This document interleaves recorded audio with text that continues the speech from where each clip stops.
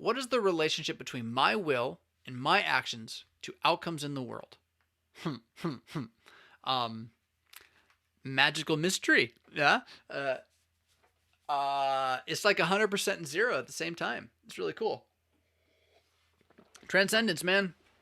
We live in a world in which God is fully in control of everything, and he has given total control of yourself to you, and everything you do has an equal and opposite reaction, yeah, out in the world. I don't know. Like, mystery is the bigger issue here than the answer to the question. How comfortable are you with mystery? How comfortable are you with a God that's actually a God? Because if there's a God who's actually a God, then he's able to be and do things that don't make sense to you. Like, let you totally have a quote unquote free will or free experience of will, maybe a better way to say it, with every action being justly and meetly responded to in a chaotic, chance driven environment where the actions of others are flowing through history and then hitting you upside the head. You never saw it coming, while also never, ever not being in total control of it, while also never, ever not being using it all for good, while also having evil corrupt it, while also never intending evil to corrupt it, while also always know evil was going to corrupt it, while also always planning to save us from the evil which corrupted it by destroying the evil, while also never, never, ever intending evil at all. He got me. He's God. I don't know. What doesn't make sense? Believe in the Big Bang. Right. Good. That makes more sense. I'm sorry. If you believe in the Big Bang, I'm glad you think it makes sense. I think it's the most ninny-poo idea I've ever heard. And if you would just use Latin, it would at least be less ninny-poo sounding.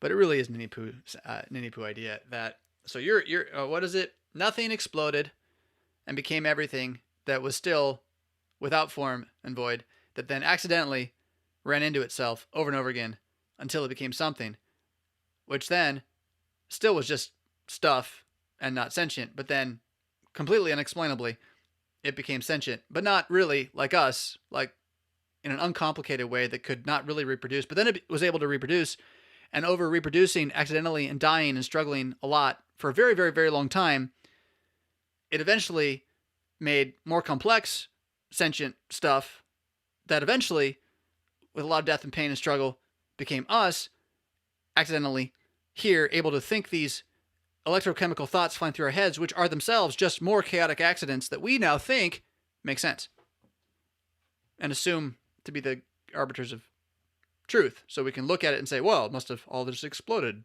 and showed up. I'm so smart. Right? I mean, it just isn't a better answer. I don't see how it's not a different mythology. If you're going to call what I said about Christianity mythology, I don't see how yours is not a mythology. It really is. You want to talk about how you can splice genes and make the dog hair color change? Great. Yeah, good for you. Cool. I buy that. Yeah. But the rest of it, man, that the planets are all rocks that ran into each other, like they were small rocks that hit each other and became bigger rocks. Maybe you got some math to show how that really happens, but really? All right. So, mystery. Whatever system of belief you have, you have mystery in it. The question is, how comfortable are you acknowledging that mystery? How comfortable are you testing that mystery according to things that are not mysterious? So why do I believe what I believe about the mystery of God's sovereignty over the fallen world and his handling of our evil through his elective grace, in Christ? I believe that because Jesus rose from the dead. That's why. There's a tomb in Judea where a guy that we murdered used to be. And then he came out and he still had the scars, the holes in his body. He said, yeah, so I've been telling you for like 3 years I'm God, and now I just saved y'all. And you 12 dudes, you're going to go and tell everybody this, and my promise to you is that this will awaken them. Ooh, see what I did there? This will awaken them to live forever. Some people will hate you, they'll kill you for it. But some will believe. No, they'll live forever. And I'm leaving because this won't work unless I leave. Oh, you think it'd be better if I stayed? Well, then you wouldn't ever have the Spirit work in this way to create the faith alone, which you need so desperately to have restored to you. So I'll be back, not telling you when, just kind of keep this word until I'm gone. I'm risen from the dead. See you later. Peace be with you, right?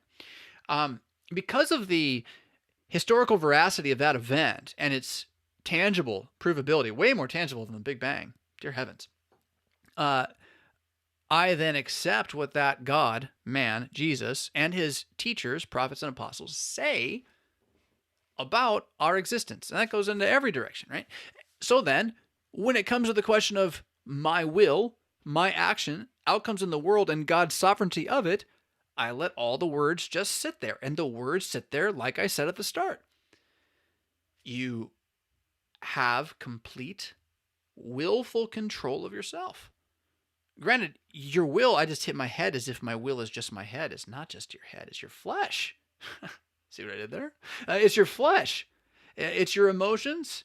It's your intuitions. You could even, at some level, call it a little bit of instinct. That is itself and does what it will do, and it will always impact and make a reaction. But that doesn't mean that God has not planned and foreseen these things and intended them for good.